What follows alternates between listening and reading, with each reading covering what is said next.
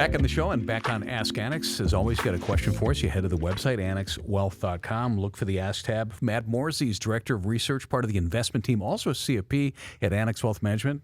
Welcome back. Hey, Danny. Fred Coleman, a branch director, also a CFP at Annex Wealth Management. Welcome to you. Thanks, Danny. Question 1 on Ask Annex this week.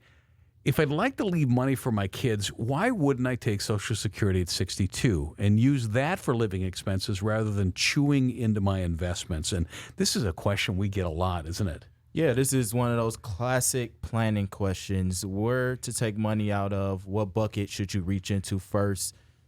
Your investments and your Social Security, they should work together. This is one of those situations also where comprehensive financial planning comes into play. Sure.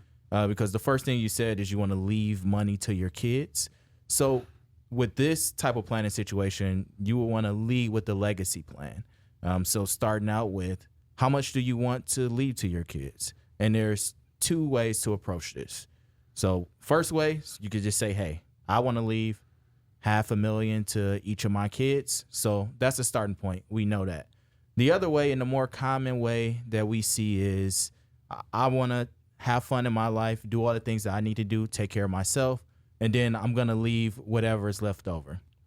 So if you can live off of Social Security and let your investments grow, then yes, ideally that would be a great way to leave even more to your kids.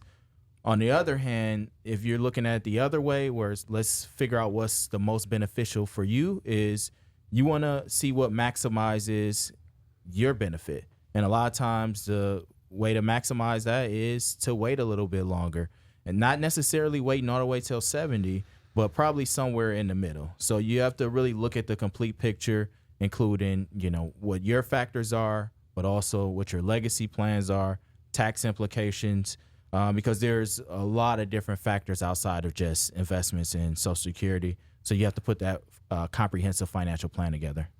Yeah, I was actually having this conversation with somebody over the weekend, and to me, this is kind of that nice level in between, like the science and like the heart kind of mentality, right? There's certainly mathematically you could figure out a lot of this, or at least have a reasonable projection of where you will be at different situations based on playing with some of those levels. But at the same time, your heart might tell you want to do something a little bit different, even though you're not maximizing what that output is, and that's certainly fine as well too. And that's why, sitting down with Fred, sitting down with our other wealth managers, our financial planning team, and really seeing what your options are really makes a big difference. I've talked to 3 people in the last couple of weeks that don't think that Social Security is going to be around. That's not the case. No, I mean, that's the third rail in politics that, nobody really wants to touch. And, at least right now, if you're this close to Social Security, we certainly know where you're at and where you're going to be. Next up on Ask Annex, my HYSA is now below 4%. Is it worth the hassle to chase higher yields? And HYSA is high yield savings account. And boy, they had their time for a while, didn't they? They did, especially compared to where we were just a few years ago, where, if you're getting 0.5% or 1%, that seemed like a lot. At this point in time, if you're somewhere around that 4% number, I think that's probably right in the right ballpark. I don't think it's really worth chasing yield. If you're going to get a 0.25% difference, I think it needs to be more than that before you start moving stuff around. But to me, this really also kind of looks at the money that you have in there. When are you going to be using it, or what is it for? Is it something that you're going to need in the next 3, 6, 9, or even 12 months? Or is it there really just in a case of emergency? If so, you're probably fine leaving it there. If it's a really large dollar amount and it's more than you need and there's a certain level there that you don't need there, then I would start looking at some other options for you. But again, you're really looking at what's that dollar amount and what's that time period, and to start layering some of those decisions out. Yeah, I agree, Matt. The 4% rate, that's really competitive. So I wouldn't look at this every day or every week.